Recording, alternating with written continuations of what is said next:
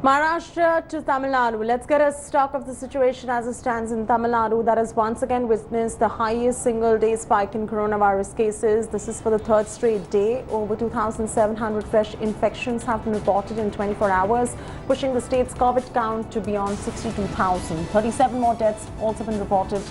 Capital Chennai recorded nearly 1,500 COVID cases in 24 hours. The infections are not just restricted to 4 districts under lockdown, but also have spread to other cities.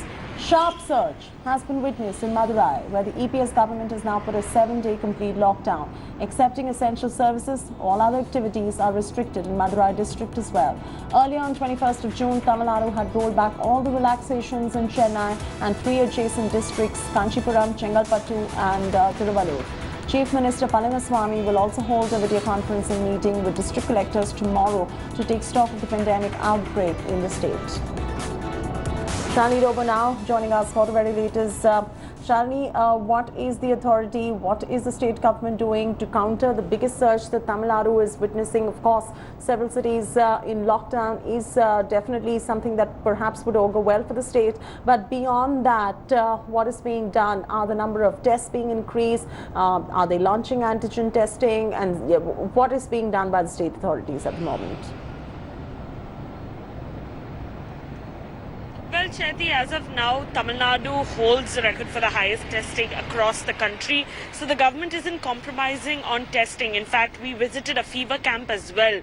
Today in the morning, there are around 600 such fever camp facilities across the city of Chennai. Many of them are mobile van units, so they keep going around Chennai, keep asking people who have symptoms. It can be a sore throat, cold, cough or a fever to go get themselves tested, and then they'll be reverted with the results, whether positive or negative.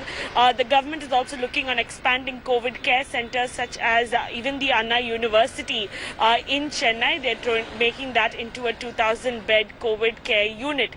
Now, apart from all this, the Chief Secretary of Tamil Nadu, Mr. K. Shanmugam, has also put out a letter to all the district collectors asking them to maintain vigil in their districts to ensure that there is no surge in the number of COVID cases.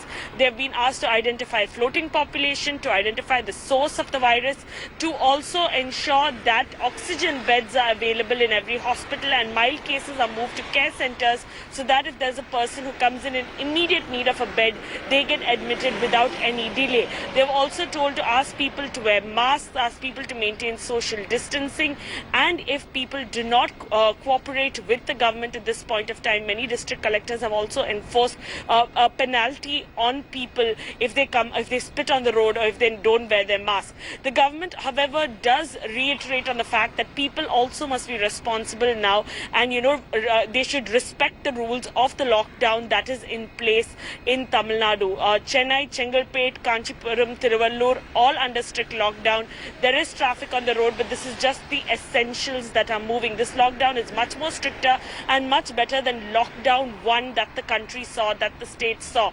Apart from this, Madurai will be going into a lockdown in the early hours tomorrow till the end of the month, till June 31st. And hopefully yes, after the 30th of June, we'll see a decrease in the number of cases in Tamil Nadu. Hi everyone, Preeti Chaudhary here. Hope you like this video. For latest news and analysis, like and subscribe to the India Today YouTube channel. And don't forget to press the bell icon to stay updated. Thank you for watching.